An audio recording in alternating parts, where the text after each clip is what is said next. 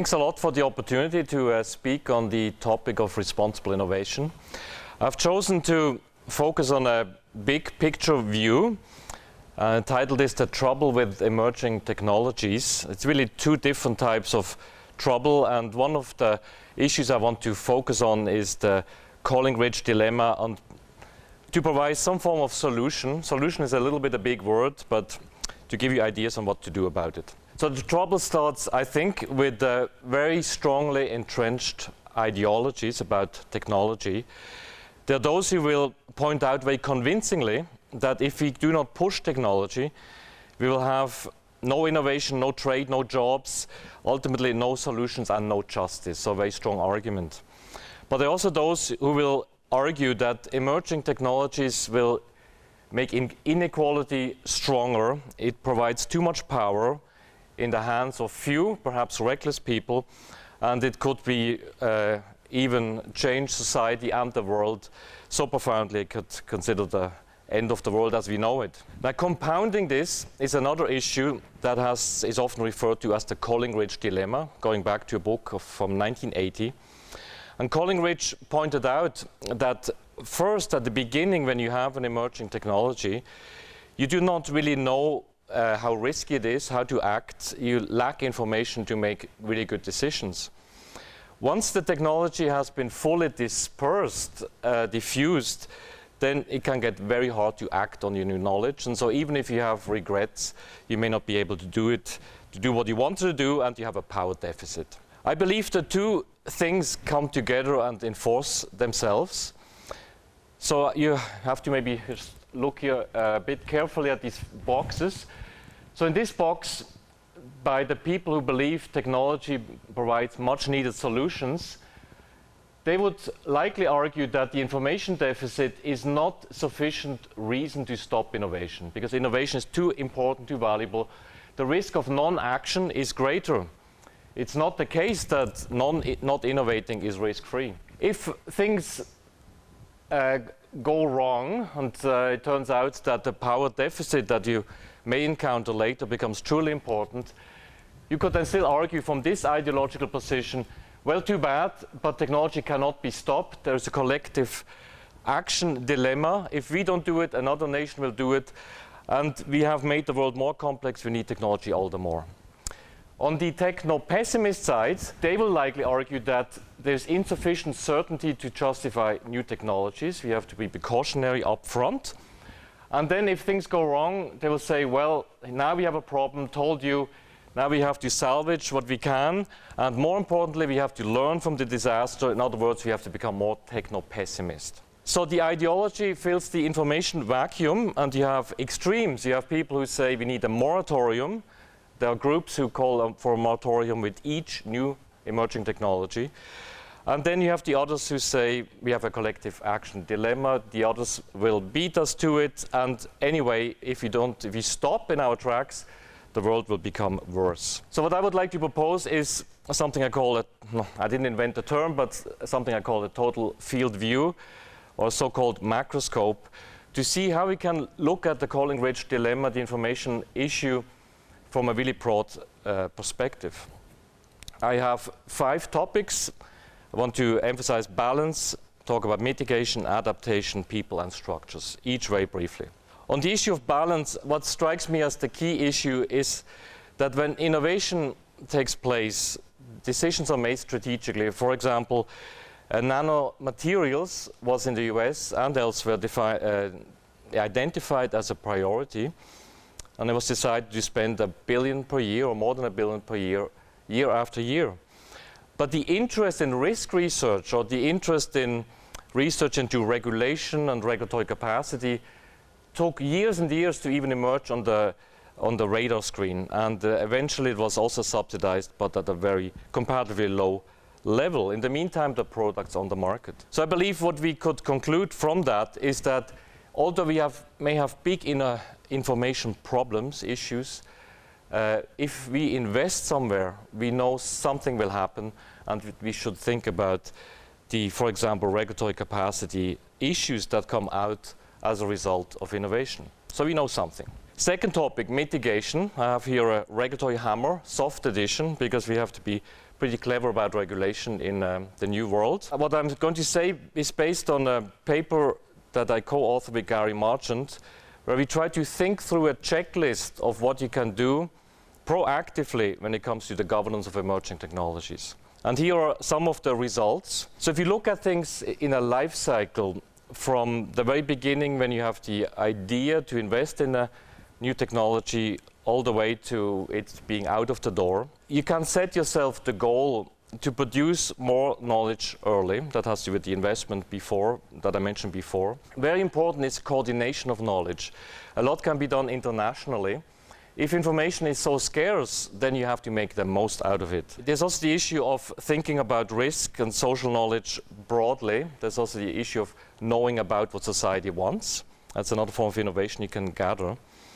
Once you go further down and it goes out the door, you need early on to talk about liabilities. You cannot just assume that things will go well. And that is a recurring issue in emerging technologies, that the beneficiaries and risk bearers of the technology are very unevenly distributed. So you know this, and you can talk about this early on, what if. And then, of course, you have to plan early on to monitor and take corrective measures. If you do not start to monitor early on when the technology is released, you will not have the time series, you will not have the understanding of what's actually happening. Third topic, adaptation. Mitigation is one thing, but it often is insufficient. And in many emerging technologies, it becomes more and more unrealistic to think you can do everything by mitigation. So on the issue on adaptation, we can learn something from the history of prohibition. Prohibition of alcohol in the United States was a regulatory instrument. It was designed to stop alcoholism. It pretty much left to the opposite and had to be abandoned. And so the question is, if you have new technologies that are becoming cheaper all the time, easier to do, garage biotechnology is an example, so-called garage biotech, do-it-yourself technology, and the whole open access goal, which is actually a social ethical goal to diffuse technology, that's something we actually want. Once it happens, can you really have a regulatory mindset? Can you really do everything with the logic of prohibition? So considering that we want diffusion and that we will not be able to use old-style regulatory tools for all technologies in the same way as before, I think we should seriously think about adaptation. And we can use as our model the model of climate change, because in climate change the debate between the relative importance of mitigation versus adaptation is actually a central topic of the debate. And as a result, the United Nations actually has a formal committee, framework, research program, research fund on climate change adaptation. It is taken seriously, and the issue of the relative importance of adaptation versus mitigation is an ongoing discussion. There's even a private sector initiative with major corporations who support adaptation.